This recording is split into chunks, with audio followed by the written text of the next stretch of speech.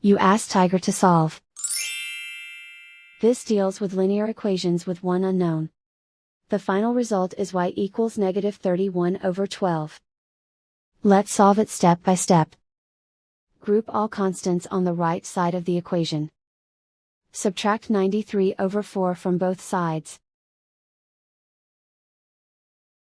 Group like terms.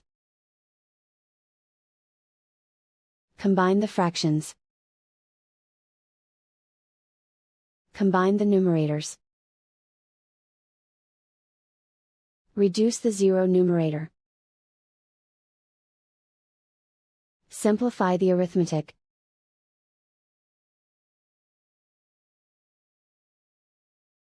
Isolate the y. Divide both sides by 9. Simplify the fraction. Simplify the arithmetic.